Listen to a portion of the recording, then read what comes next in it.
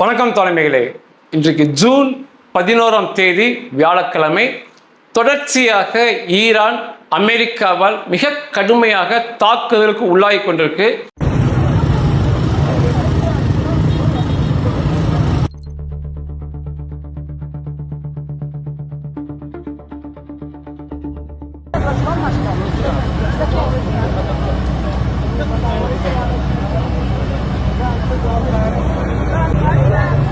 என்றைக்கு இந்த தாக்குதலில் இஸ்ரேலும் சேரும் என்று தெரியவில்லை.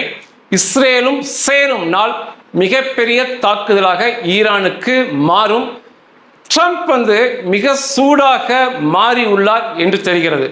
இன்றைக்கு வியாழக்கிழமை 2 தினங்களுக்கு முன்னால ட்ரம்ப் அவருடைய ட்ரூத் சோசியல் அவருடைய சொந்த வலைதளத்தில் அவருடைய கருத்தை பதிவு செய்திருக்காரு. இந்த கருத்து வேறு சமூக வலைதளத்தில் பதிவு செய்ய முடியாது, அவர்கள் ஏற்றுக்கொள்ள மாட்டார்கள். ட்ரூத் சோசியல் என்ன போட்டிருக்காருன்னா, பொய் பத்திரிகையாளர்களை முதல்ல சாடி இருக்கார். குறிப்பாக CNN, நியூயார்க் போஸ்ட் போன்றவற்றை சாடி இந்த பொய் பத்திரிகையாளர்கள் மிக பயங்கரமாக ஈரான் கப்பற்படை முற்றுகை தொடர்ச்சியாக அமெரிக்காவால் செய்யப்படுகிறது. இந்த வலிமையான காரியத்தை பாராட்டி பேசவில்லை என்று அந்த பத்திரிகையாளர் சாடியிருக்காரு. அதற்கடுத்து அமெரிக்கா இல்லாமல் அந்த பகுதியில், இந்த ஹொர்மோஸ் ஜலசந்தி பகுதியில் யாராலும் ஒன்றுமே செய்ய முடியாது. ஹொர்மோஸ் ஜலசந்தி அமெரிக்காவுடைய கட்டுப்பாட்டில் இருக்கிறது, அது ஈரான் கட்டுப்பாட்டில் அல்ல என்று பேசியிருக்காரு.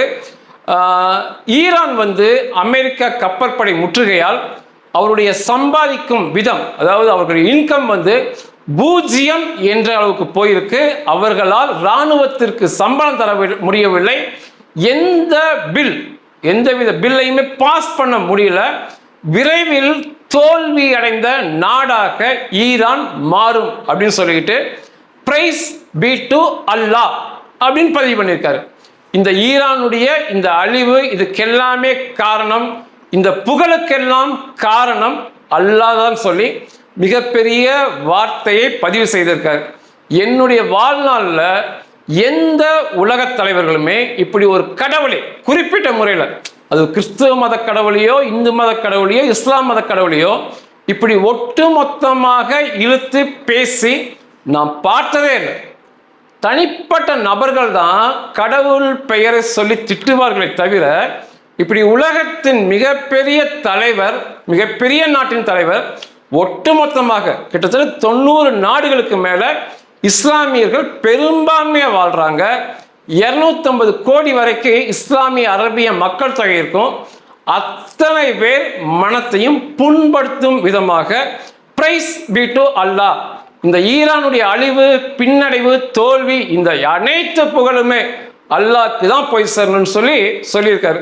இது ஏன் நான் பதிவு பண்றேன்னா, ஏற்கனவே ஈரானை தாக்குவதற்கு முன்னால இதே போலதான் பிரைஸ் டு பி அல்லாஹ் பதிவு பண்ணித்தான் ஈரான் மிகப்பெரிய தாக்குதலுக்கு உள்ளானது. நேற்று ஈரானை கடுமையாக தாக்கியிருக்காங்க. ஏன்னா ஜோர்டான் மற்றும் பஹ்ரைனுக்கு ஈரான் ஏவுகணை வந்ததால் அதற்கு பதிலடி தரும் விதமாக ஈரான் இராணுவத்தின் உளவு பிரிவு, சர்வலன்ஸ், மிலிட்ரி சர்வலன்ஸ், அதையெல்லாம் அடித்து காலி பண்ணியிருக்காங்க. அதற்கடுத்து கம்யூனிகேஷன், தொலைத்தொடர்புகளை, ஈரான் தொலைத்தொடர்புகளை அடித்து காலி பண்ணியிருக்காங்க. ஈரான் ஏர் டிஃபென்ஸை தொடர்ச்சியாக அடித்து காலி பண்ணியிருக்காங்க.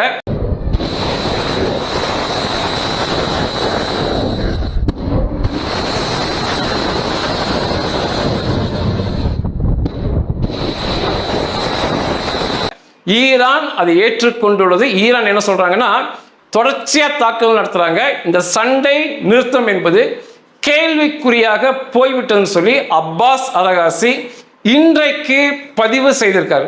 இன்னைக்கு ஈரானுடைய தளபதி என்ன பதிவு பண்ணியிருக்காருன்னா, தொடர்ச்சியாக அமெரிக்கா ஈரானை தாக்கினால், இப்படி தொடர்ச்சியாக தாக்கினால் ஈரானை சுற்றி இருக்கின்ற நாடுகள், இந்த அரபு நாடுகளை முற்றாக கொளுத்தி விடுவோம் சொல்லி மிரட்டியிருக்காங்க. அந்த அளவுக்கு அமெரிக்காவுடைய தாக்குதல் அங்கே போயிட்டு இருக்கு. இன்னொரு ரகசிய தகவல் இன்னைக்கு வெளியே வந்திருக்கு. சில மாதங்கள் முன்னால ப்ராஜெக்ட் ஃப்ரீடம் என்ற திட்டத்தை ட்ரம்ப் அறிவிச்சார். அது என்ன அப்படின்னா, அமெரிக்காவுடைய அனுமதியை பெற்று அமெரிக்கா ஓகே என்று சொல்லும் கப்பல்கள், வேற நாட்டு கப்பல்கள் இந்த ஹொர்மோஸ் ஜலசந்தியை கடக்கலாம். கச்சா எண்ணெய் வாங்கிட்டோ காலியாகவோ கடந்து செல்லலாம், ஹொர்மோஸுக்குள்ள வரலாம். அமெரிக்கா அதற்கான பாதுகாப்பை கொடுக்கும். அமெரிக்கா கப்பற்படை விமானப்படை பாதுகாப்பாக வருவாங்க. ஒட்டுமொத்தமாக இந்த பிற நாட்டு எண்ணெய் கப்பல்கள் அந்த பகுதியில் போலாம் வரலாம். அமெரிக்காவிடம் அனுமதி பெற வேண்டும், கப்பம் கட்ட வேண்டும் என்ற திட்டத்தில் ப்ராஜெக்ட் ஃப்ரீடம் என்று அறிவிச்சாரு. நான் அதை பற்றி பேசியிருந்தேன். அது மிகப்பெரிய திட்டம் தான். அதுக்காக எண்ணற்ற போர்க்கப்பல் மற்றும் போர் விமானங்களை அர்ப்பணம் செஞ்சாங்க. ஒரு 10-50 இந்த மாதிரி கச்சா எண்ணெய் கப்பல்கள் ஒன்னா சேர்ந்த பிறகு முன்னும் பின்னும் அமெரிக்காவுடைய போர்க்கப்பல்கள் மேல அமெரிக்காவுடைய போர் விமானங்கள் புடைசோல அந்த பகுதியை கடந்து வந்துடலாம். ஈரானுடைய ஆபத்து இருக்கும் பகுதியை கடந்துடலாம், திரும்ப அப்படியே உள்ள போகலாம். இந்த திட்டத்தை அறிவிச்சாரு. அறிவித்த அடுத்த நாளே இந்த ப்ராஜெக்ட் ஃப்ரீடம் நிறுத்தப்பட்டது என்ற ஒரு செய்தி உலகத்துக்கு வந்துச்சு. இன்னைக்கு என்ன சொல்லியிருக்காங்க அப்படின்னா, அந்த ப்ராஜெக்ட் ஃப்ரீடம் தொடர்ச்சியாக நடக்கிறது. ஈரானை நாங்கள் ஏமாற்றினோம். இரவுகளில் அனைத்து இரவுகளிலுமே அமெரிக்கா அனுமதி பெற்று அமெரிக்கா ஓகே என்றும் சொல்லும் கப்பல்கள் பல 100 கப்பல்கள் இந்த நேரத்தில் இந்த காலத்தில் இரவு நேரத்தை பயன்படுத்தி ஈரானுக்கு இன்னைக்கு இரவில் கண்காணிக்கும் மிகப்பெரிய தொழில்நுட்ப வசதி இல்லை, அதெல்லாம் அழிச்சிட்டாங்க. அதை பயன்படுத்தி இரவுகளில் பிற நாட்டு பெரிய கப்பல்கள் அந்த பகுதியை தாண்டி போனது, உள்ளே வந்தது, அமெரிக்கா உதவி செய்தது. ப்ராஜெக்ட் ஃப்ரீடம் தொடர்ச்சியாக நடந்து கொண்டு தான் வந்தது. பல 100 கப்பல்கள் பலனடைந்தது, பல நாடுகள் பலனடைந்தது. அமெரிக்காவால் 200 கோடி பேரல் கச்சா எண்ணெய் இந்த சமயத்தில் உள்ளேயும் வெளியும் போயிட்டு இருந்தது. அதை தாண்டி ஈரானுடைய எண்ணெய்களை நாங்கள் எடுத்து வியாபாரம் செய்தோம் சொல்லி துணிச்சலாக இன்றைக்கு அமெரிக்கா பேட்டி கொடுத்துருக்காங்க. ப்ராஜெக்ட் ஃப்ரீடம் போய்கிட்டு தான் இருக்குன்னு சொல்லி. அதை தாண்டி இன்றைக்கு இஸ்ரேலால் லெபனான் கடுமையாக தாக்கப்படுகிறது, காசா கடுமையாக தாக்கப்படுகிறது. ஈரான் அனுப்பிய ஏவுகணையில் பஹ்ரைன் சேதத்துக்கு உள்ளாயிருக்கு. இன்றைக்கு பஹ்ரைனில் ஒரு குழந்தை தாக்குதலுக்கு உள்ளாயிருக்கு. இது மிகப்பெரிய பிரச்சனையாக வரும் நாட்களில் நிச்சயமாக பார்க்கப்படும். இன்றைக்கு அதாவது வியாழக்கிழமை அமெரிக்காவுடைய போர் அமைச்சர் பீட் ஹெக்ஸெட் அமெரிக்காவில் புளோரிடாவில் மேக்டில் ஏர்ஃபோர்ஸ் பேஸ் அப்படின்னு ஒரு தளம் இருக்கு. அதில் பீட் ஹெக்ஸெட் மற்றும் பிராட் கூப்பர் தளபதி, அமெரிக்காவுடைய தளபதி பிராட் கூப்பர் மற்றும் அதிகாரிகள் இன்னைக்கு பேசுறாங்க. இன்று இரவு அல்லது நாளை ஈரானை மிக கடுமையாக மிக பெரிய அளவில் இன்னைக்கு வரைக்கும் பார்க்காத அளவில் தாக்க வேண்டும் என்ற பேச்சுவார்த்தை போயிட்டு இருக்கு. அதை அமெரிக்காவுடைய போர்க்கால அமைச்சர் பீட் ஹெக்ஸெட் இன்னைக்கு உறுதிப்படுத்தியிருக்கிற பகலில் இன்று இரவு மிகப்பெரிய அழிப்பை ஈரானுக்கு கொடுப்போம், அதற்குள்ள ஈரான் பேச்சுவார்த்தைக்கு ஒத்து வர வேண்டும், யுரேனியத்தை கொடுத்து விட வேண்டும் என்று மிரட்டியிருக்காங்க.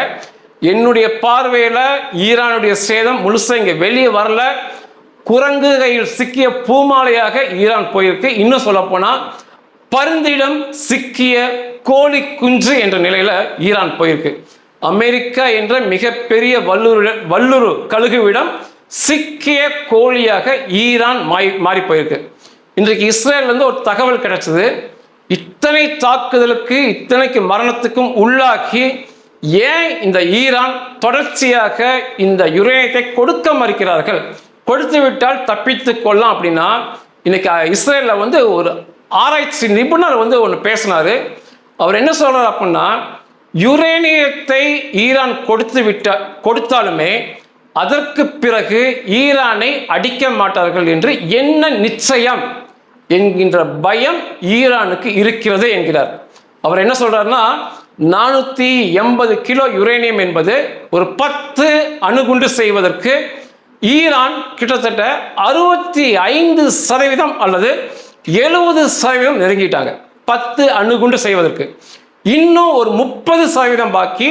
இன்னும் கொஞ்சம் காலம் கிடைச்சா நிச்சயமாக அதை செய்து விடுவார்கள்.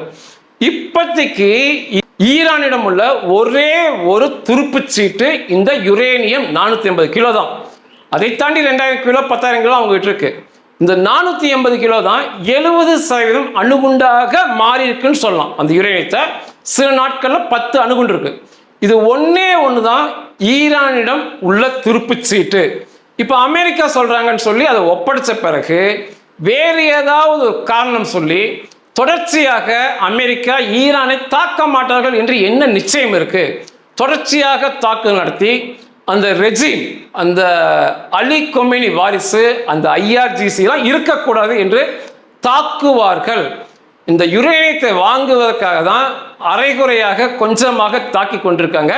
யுரேனியத்தை கொடுத்து விட்டால் மிகப்பெரிய தாக்குதல் நடத்துவார்கள்.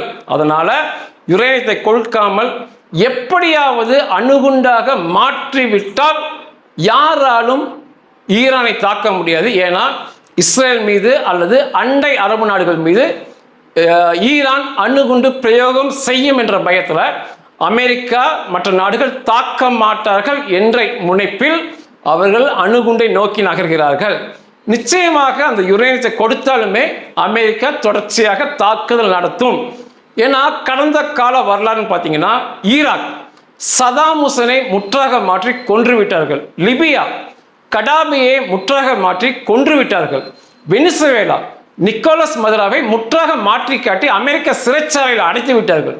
நிக்கோலஸ் மதுராலாம் ஒரு தோழர், கம்யூனிஸ்ட் சித்தாந்தம் கொன்றவர். இன்றைக்கு தோழர்கள் என்று சொன்னால் உடனடியாக நார்த் கொரியா வந்திருக்கணும், சீனா வந்திருக்கணும், ரஷ்யா வந்திருக்கணும். யாருமே வரல. பரிதாபமாக இந்த நொடிப்பொழுது வரை வெனிசுவேலா அதிபர் அமெரிக்க சிறையில் மனைவியோடு வாடிக்கொண்டிருக்கார். யாருமே கேட்பார் இல்லை. அதனால அமெரிக்கா நிச்சயமா அவர்களுக்கு பிடிக்காத அந்த தலைமையவே மாற்றிடுவாங்க. அதுதான் அந்த சரித்திரமா இருக்கு. அதுதான் ஈரான் பயப்படுறாங்க. யுரேனியத்தை கொடுத்தாலும் அடிப்பாங்க.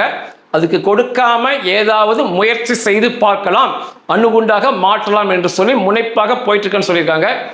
பீட் ஹெக்ஸெட் இன்னைக்கு காலையில் சொல்லியிருக்காரு, இன்று இரவு அல்லது நாளை மிகப்பெரிய தாக்குதலை நடத்துவோம், அதற்கான ஆலோசனை கூட்டம் நடக்குதுன்னு சொல்லி அவரே சொல்லியிருக்காரு. பார்க்கலாம் இன்று இரவு என்ன நடக்குதுன்னு சொல்லி. நிச்சயமாக ஈரான் குரங்கு கையில் சிக்கிய பூமாலையாக மாறி விட்டதுன்னு தான் சொல்ல முடியும். நன்றிகள்.